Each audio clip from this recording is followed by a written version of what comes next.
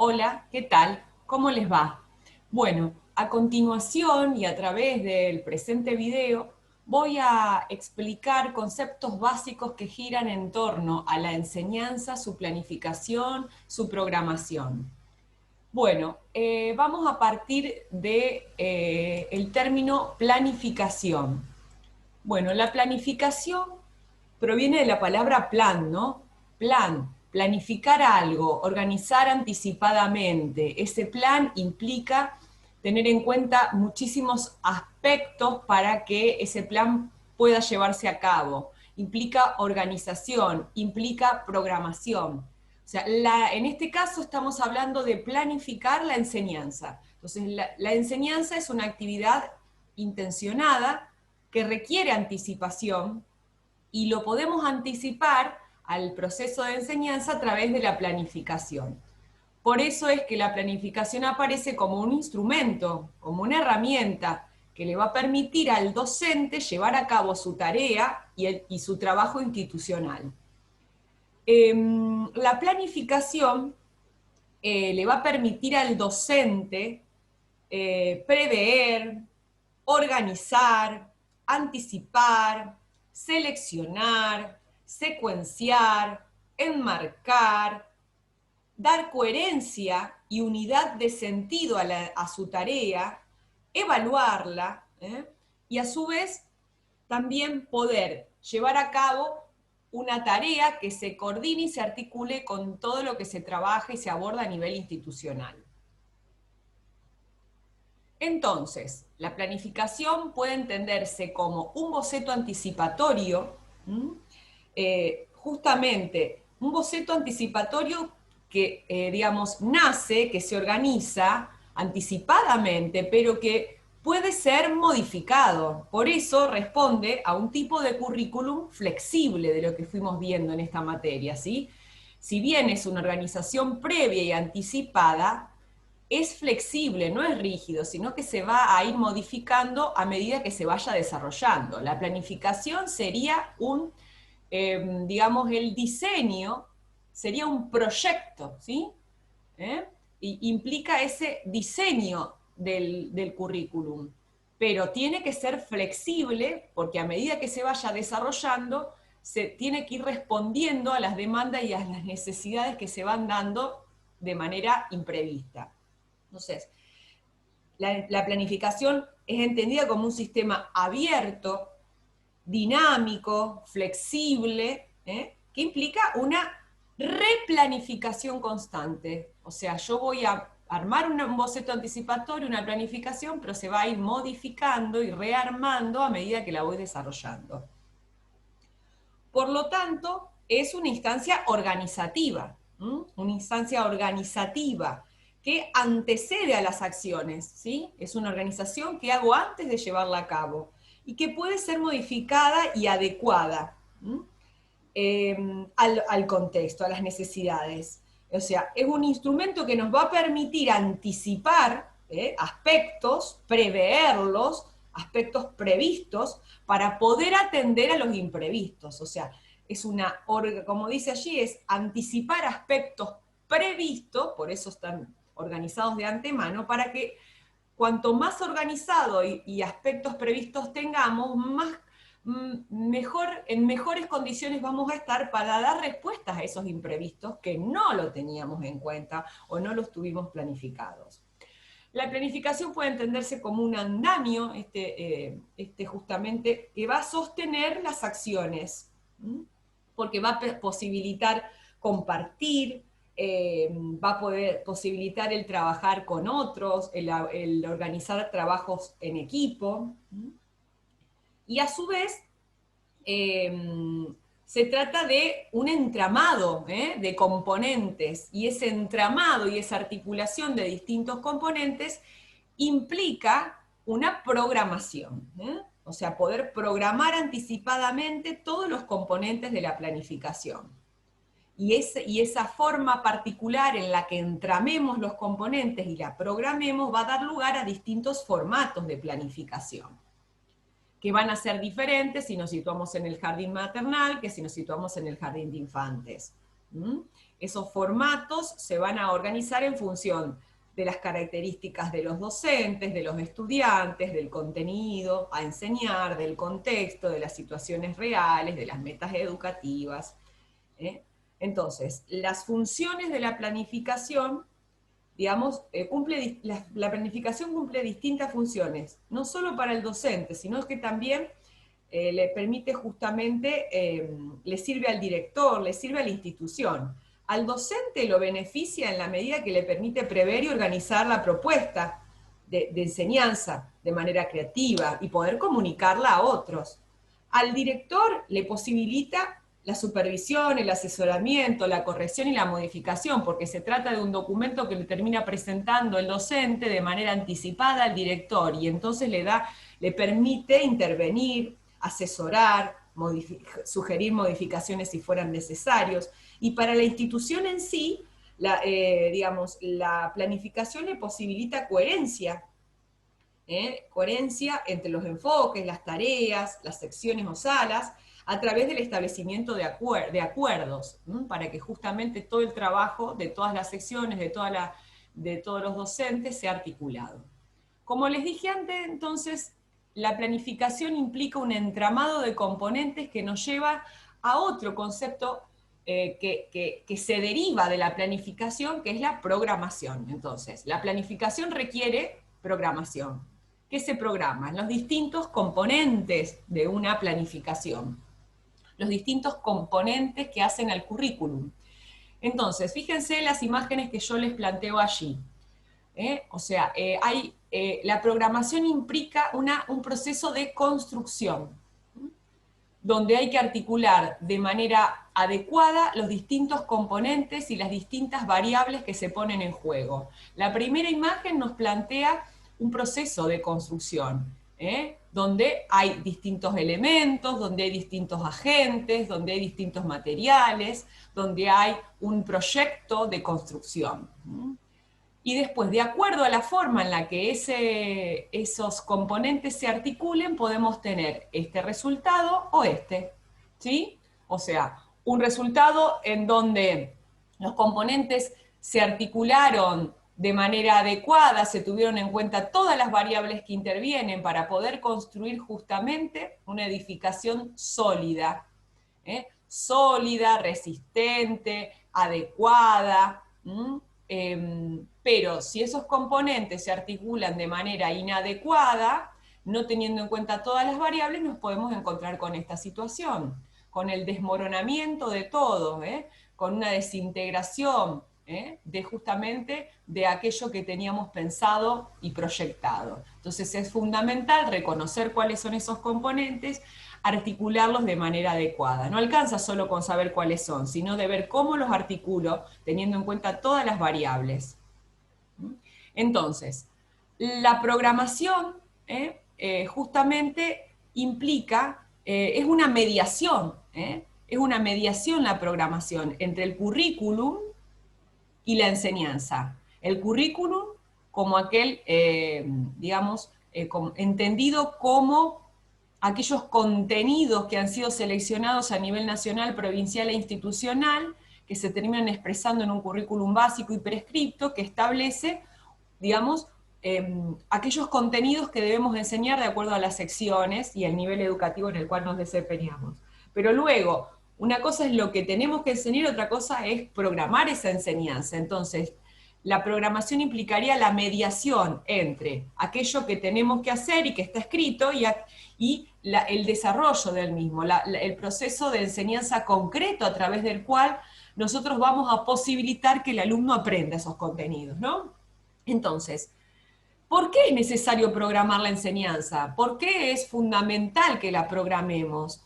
¿Por qué? Porque la enseñanza es una actividad intencional, siempre busca y tiene una finalidad, y hay que asegurarse de que esa finalidad, esa meta, sea cumplida a través de esa programación de la enseñanza. ¿Por qué necesitamos también programar la enseñanza? Porque siempre la enseñanza se lleva a cabo en situaciones de restricciones entendidas como factores que la van a condicionar. que van a influir sobre ella y van a establecer condicionamientos. Hay un tiempo de enseñanza, hay ciertas intenciones, hay ciertos contenidos, hay ciertas edades a las cuales está destinada la enseñanza que debemos adecuar nuestras propuestas. A su vez, es necesario programar la enseñanza porque siempre opera en ambientes y en ámbitos complejos, por toda esta gran cantidad de factores. Entonces, cuanto más podamos visibilizar esos factores y organizar de manera adecuada, mayores posibilidades tendremos de que la enseñanza se pueda producir, ¿sí? Cuanto más variables previstas tengamos, mayor capacidad tendremos para atender a todos esos sucesos imprevistos. Entonces, la función principal de la programación es constituirse en esa guía organizadora y estructuradora de la enseñanza. Es una guía que organiza y que estructura la enseñanza. Obviamente que esa guía y esa estructura es intencional. ¿Por qué? Porque busca una finalidad, justamente, porque se orienta a responder y a concretar ciertas intenciones, finalidades.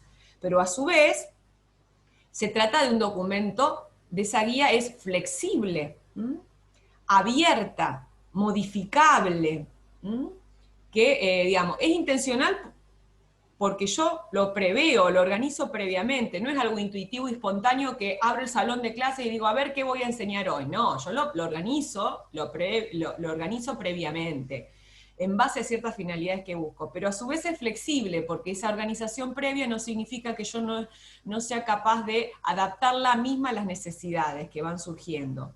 Es un proceso racional, pero implica justamente organización, pero tampoco es lineal, porque esa planificación va a tener avances, retrocesos, correcciones, ajustes, se va a ir completando no solo durante el diseño, la etapa de planificación, sino que también se va a ir adaptando a medida que la voy poniendo en práctica a esa programación. Lo importante es que esa programación de la enseñanza se va a traducir, se va a terminar reflejando en la producción de un documento. Un documento, en estos tiempos los mandamos digitales, otras veces era escritos, pero es un documento que lo vamos a presentar a otras personas. Va a ser presentado y comunicado al director, a los estudiantes, a las familias.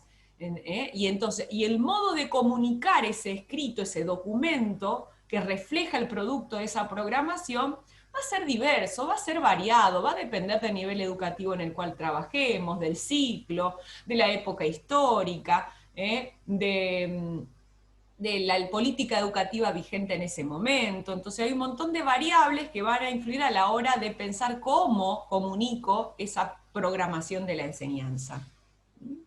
Bueno, algo importante es que tener en cuenta que esa programación de la enseñanza tiene distintos componentes, que yo se los expliqué el otro día en el Zoom a través de la proyección de un mapa o red conceptual. O sea, los componentes de la planificación implican intencionalidades educativas, tiene que ver con qué voy a hacer y para qué lo voy a hacer, tiene que ver con ciertos contenidos que tengo que enseñar, o sea, tengo que enseñar esto, bueno, ¿qué voy a hacer para enseñar esto? ¿Por qué decido enseñar este contenido y no otro? Tiene que ver con pensar estrategias que permitan o posibiliten la construcción de aprendizajes por parte del niño, ¿sí? Entonces eso implica tener en cuenta el diseño de actividades, no solo del contenido y los objetivos que persigo con la enseñanza de ese contenido, sino poder ver qué actividades voy a diseñar para posibilitar esa construcción de aprendizaje. Y las actividades implican pensar en qué recursos voy a necesitar, en qué tiempo voy a llevar a cabo esas actividades, en qué espacios, y qué voy a evaluar de esas actividades, cómo las voy a evaluar y para qué las voy a evaluar. Entonces, todos esos componentes que hacen a una programación tienen que ser articulados de manera coherente. Y entonces ahí implica poder pensar en dos tipos de articulaciones. Una articulación interna que tiene que ver con la coherencia, la forma en la que yo articulo significativamente y de manera coherente todos los componentes, los objetivos, los contenidos, las actividades, los criterios de evaluación, la manera, de manera tal que esa secuencia y esa ordenación de la planificación sea coherente internamente. Acá hay un grafiquito, ¿no?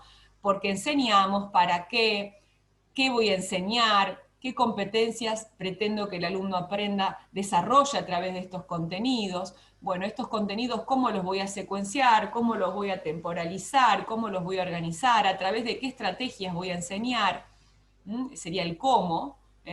El cuándo tiene que ver con los tiempos, tiene que ver con los recursos, los materiales, la organización del espacio, y después, ¿para qué evaluar, no? ¿Qué voy a evaluar? ¿Para qué? ¿Con qué? ¿Cómo? ¿En qué momentos? Entonces, hay ciertos componentes de la programación que tienen que estar articulados de manera coherente, significativa, pero también tenemos que pensar en una articulación externa, porque esa programación de la enseñanza siempre debe responder a una lógica disciplinar, es decir, debe respetar la lógica en la que esa disciplina se organiza, porque yo voy a enseñar un contenido que, digamos, pertenece a una disciplina, a un campo disciplinar, y tiene una forma de organización específica, una progresión, va de lo simple a lo complejo, hay un orden en el desarrollo de los contenidos que yo tengo que respetar, entonces yo tengo que conocer los saberes propios de ese campo disciplinar, por un lado, pero también tengo que ver cómo adapto esa lógica de la disciplina a las características particulares de ese grupo de alumnos que tengo, que transitan una franja etaria y tienen características intelectuales, psicológicas, que comparten con el resto de los compañeros. Y a su vez tienen características singulares por ser sujetos únicos e irrepetibles, con una historia de vida personal. Entonces yo tengo que adaptar ese contenido que debo enseñar a esas características propias de los niños y esas trayectorias escolares singulares. Pero a su vez, ese contenido que enseño a ese grupo de alumnos, teniendo como marco el aula, forma parte de una institución educativa que también tiene particularidades, características, y a su vez esa institución está inserta en una comunidad socioeducativa, en una comunidad que también le va a otorgar características particulares. No es lo mismo trabajar en una escuela rural que en una escuela céntrica, que en una escuela inserta en un barrio periférico con muchas carencias socioeconómicas. No es lo mismo trabajar en una escuela pública que en una privada, en una escuela inserta en una gran ciudad que en una escuela en un pueblo muy pequeño. A ver, hay un montón de variables que hacen que ese contexto en el cual está inserto la escuela tenga particularidades muy específicas. Y a su vez, esa institución forma parte de un sistema educativo, ¿m? Y ese sistema educativo forma parte, agrupa a una serie de instituciones que que trabajan en un nivel y a su vez forman parte de un país que tiene una cierta política educativa, donde hay una forma de entender a la educación, a los contenidos prioritarios. Entonces, todo eso tiene que alude a esa articulación externa. O sea, desde lo micro a lo macro, lo que yo elaboro tiene que responder a las características, primero a la lógica disciplinar, a las características propias del niño, porque eso va a permitirme a mí saber qué posibilidades de aprendizaje tiene o qué posibilidades de apropiación tiene el niño para aprender ese contenido que yo le pretendo enseñar, a su vez las características del contexto en el cual llevo a cabo la enseñanza. Entonces, fíjense, de esta articulación interna y de esta articulación externa surge la idea de construcciones metodológicas, ¿sí? El poder pensar que la forma en la que yo organizo la enseñanza, la programo, tiene que ser el producto de una construcción, donde no hay un único método para enseñar, donde no hay una receta para enseñar, sino que a la hora de enseñar o a la hora de pensar en una buena enseñanza o en una enseñanza adecuada, yo tengo que analizar todos estos factores que fuimos describiendo y construir a través de esa articulación interna y externa, una propuesta de enseñanza, que sea el producto, como dice allí, de un acto creativo, un producto creativo, donde yo pueda articular la lógica disciplinar, las las posibilidades de apropiación de la misma por parte de los alumnos, las situaciones y los contextos particulares de las prácticas de enseñanza. El concepto de construcciones metodológicas es un concepto elaborado por Gloria Edelstein. Entonces, cerrando un poco esta primera parte, si yo logro pensar a la programación como el producto de una construcción metodológica, voy a justamente operar en este plano de la tríada didáctica, ¿no? Donde el docente tiene la misión importante de mediar, de generar una mediación cognitiva entre este alumno, este sujeto del aprendizaje y este contenido disciplinar que se constituye en un objeto de conocimiento. Entonces, este es docente como sujeto de la enseñanza que va a mediar cognitivamente en ese proceso de apropiación del estudiante del contenido. ¿Y cómo lo va a hacer? A través del diseño de una propuesta de enseñanza adecuada al contenido, al niño, al contexto, ¿sí? Entonces, entre el sujeto que aprende y el sujeto que enseña, o sea, entre estudiante y docente, se lleva a cabo una interacción significativa, un proceso de comunicación e interacción en donde el docente tiene la vital función de mediar y posibilitar, brindar ayudas, promover el aprendizaje, para que el estudiante pueda finalmente construir el conocimiento, pueda operar sobre ese objeto de conocimiento, que puede mostrarse a través de distintas formas, un contenido de enseñanza que va a terminar traduciéndose en un conocimiento construido por el estudiante. Un contenido que el docente enseña, pero que al final del proceso el alumno termina aprendiendo y ya deja de ser un contenido escolar y se transforma en un conocimiento construido por el estudiante. Entonces, ese contenido que yo pretendo enseñar puede expresarse de distintas formas, conceptos, procedimientos, actitudes, un saber hacer, un saber ser. Bueno, de las estrategias que el docente construya para que se traducen en actividades, en tareas, va a depender que esa construcción del conocimiento se logre. Bueno, y con esto cerramos la primera parte de este video, para que luego puedan justamente avanzar en la primera, en la construcción de la primera parte del trabajo práctico que se orienta a poder acompañarlas en este proceso de construcción de la planificación, para que puedan dar sus primeros pasos en la planificación. Bueno, esta parte la voy a explicar personalmente. Ustedes lo tienen impreso en el organizador de la unidad número 4 y también está escrito aquí. Muchas gracias.